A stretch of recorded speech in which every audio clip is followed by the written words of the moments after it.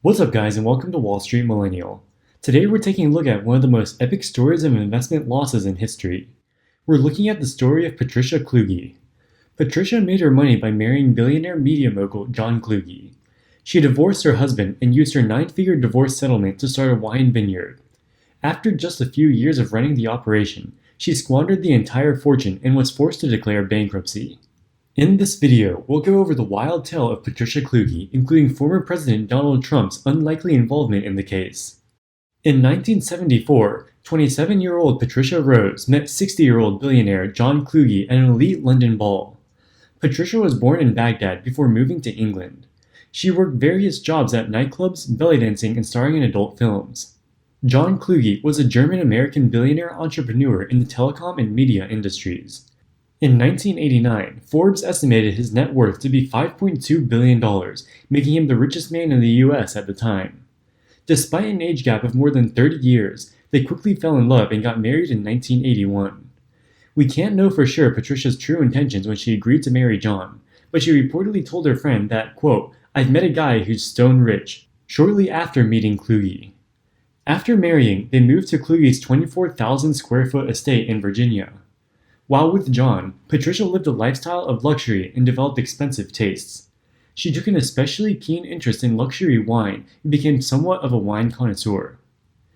In 1990, just 9 years after their marriage, Patricia filed for a divorce. As part of the settlement, she received ownership of the Virginia mansion, as well as perpetual annual payments of $1 million per year. Because of her fondness for wine, she decided to invest her settlement to establish Kluge Estate Winery and Vineyard. She had grand ambitions to turn her mansion in Virginia to be an East Coast mecca for fine wine. Her vineyard started making expensive wine meant to appeal to rich elites such as herself. She had some high-profile early successes. For example, she sold her wine to Chelsea Clinton's wedding in 2010. Excited by the early success, she borrowed $65 million from banks and other lenders to fund growth of her operations. Most of these loans were secured against her Virginia mansion. With the new capital, she purchased new equipment and hired new staff. She was so confident in the quality of her product that she commissioned a batch of 30,000 bottles to be produced. She only had one vineyard, so she lacked the economies of scale necessary to make mass-market wine at cheap prices. So the only way she could make money is to position her wine as a luxury brand and charge a high price for each bottle. It's not easy to sell expensive wine. When a bottle costs more than $100, wine critics have extremely high standards for quality. Most luxury wine comes from famous vineyards in France that have built up their reputations over decades if not centuries. As a nascent startup in Virginia, it was very difficult for Kluge Wine to compete in this space. Of the 30,000 bottles produced, Patricia was only able to sell less than 15,000. The rest sat in her warehouses untouched. With the sales undershooting her forecasts by such a large margin, she did not have the money to repay her $65 million in loans. Things were not looking good for Kluge as they were about to get even worse. In 2009, in the depths of the real estate crash, property values including the vineyard plunged. Facing looming debt maturities, Patricia put it up for sale through the Sotheby's International Realty, where it was originally listed for $100 million. After realizing that getting that much money for the failed remains of a winery was hopeless, they cut the price by more than half to $48 million. A year later, with still no interest, they cut the price again by half, down to $24 million. Still, no buyers were interested in shelling out tens of millions of dollars for a worthless operation. Eventually, the banks were forced to foreclose on the property due to Patricia's inability to service her debt. Things got so desperate for Patricia that she was forced to auction off her own luxury belongings in a 48-hour fire sale by Sotheby's auction house. Her jewelry collection, $338,000 Chippendale dresser, and a Chinese clock that went for $3.8 million alone contributed to the auction bringing in $15 million from her once proud estate. She also did a fire sale auction of the winery after it couldn't sell for the reduced price of $24 million.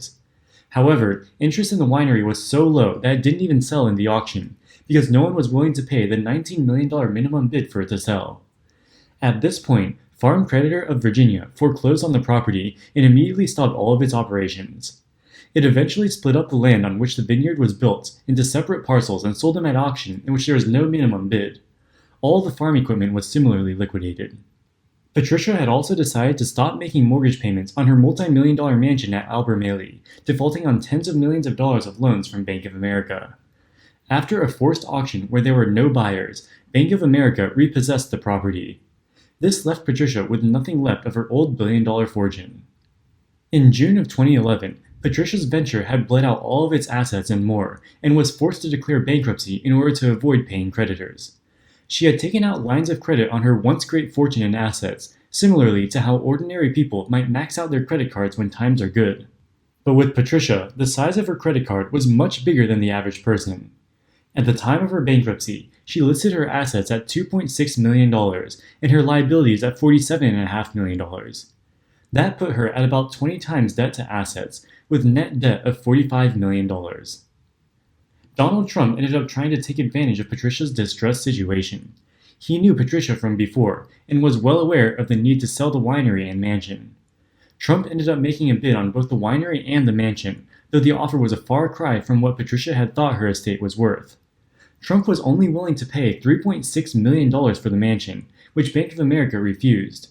Instead, Trump bought just the 217-acre front yard of the mansion. This was Trump's genius. By buying the front lawn, he prevented any other potential buyers from being interested in the mansion. Shortly thereafter, when the vineyard went up for auction by Farm Creditor of Virginia, Trump bought it for $6.2 million. All that was left was the mansion, and Trump owned all the land surrounding it. Because of this, Bank of America was unable to attract any bidders for the mansion. This is the same tactic that Trump used to acquire the famous Mar-a-Lago resort in Florida. With Mar-a-Lago, Trump bought the section of beach right in front of it and threatened to build, in his words, the ugliest building ever on it to obstruct the view of Mar-a-Lago if it were ever to be owned by anyone else. As a result, the $30 million list price resort was eventually sold to Trump for only $8 million. The same thing happened with Albemarle. Trump was able to eventually get the mansion for $6.5 million, a far cry from the original $100 million asking price. As for Patricia, she still lives in a $3 million mansion with her new husband.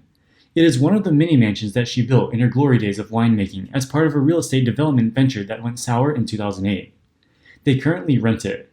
They pay the rent by working day jobs, including Patricia working for Donald Trump at the very winery that she used to own. What we can learn from this epic boom and bust story is that having capital alone isn't enough to start a successful business. Patricia Kluge didn't have experience in wine or business and thus failed to make savvy business decisions. She took on too much risk and assumed that her wine would be able to sell. In the end, she stole tens of millions of dollars from banks she borrowed money from and lost the billion-dollar fortune she was left with from her divorce. Instead of chasing fanciful dreams of mansions and wine glory, it's better to take a rational approach to growing a business and preserving your wealth. Alright guys, that wraps it up for this video. If you liked the content, make sure to smash that like button and subscribe for future videos. Also, check out our second channel, WSM Research, where we post DD on high-growth stocks. As always, thank you so much for watching. Wall Street Millennial, signing out.